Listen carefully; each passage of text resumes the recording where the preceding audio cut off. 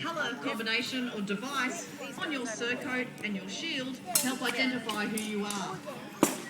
So hopefully you can identify that you're the one who's taking everyone on the field and not the one lying down with your legs up in the air. Eyes up.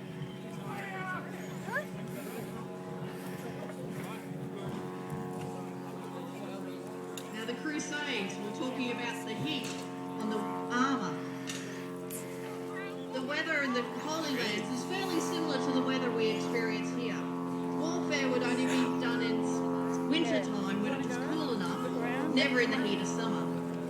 The Crusaders in the First Crusade, of course, had no experience of this.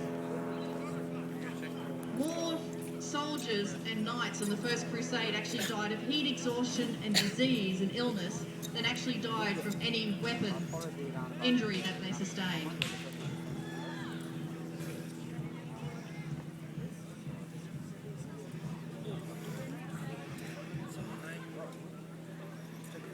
Now during a tournament, it would last a whole day. In some of the list areas or the safe areas, you'd have food and drink. You'd even have the ladies watching what was going on, and maybe a few musicians giving you a little bit of music for entertainment.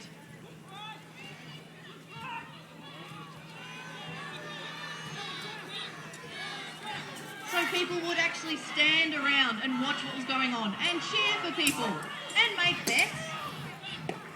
Who wishes to place a wager that Arca is about to get slaughtered?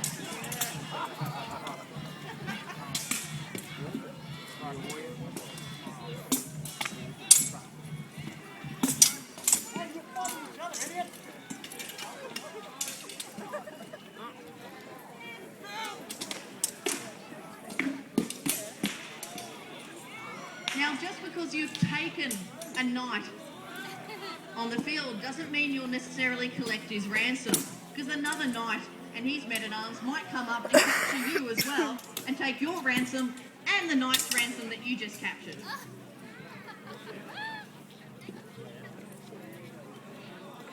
If you're lucky, potentially one of your men might come up and rescue you if you've been taken for ransom before you've been taken back to the list. There was one low underhanded tactic that we saw Caesarea trying to use at one stage. This was used quite regularly by a man called the Count of Flanders, so much so that it became known as the Count of Flanders technique.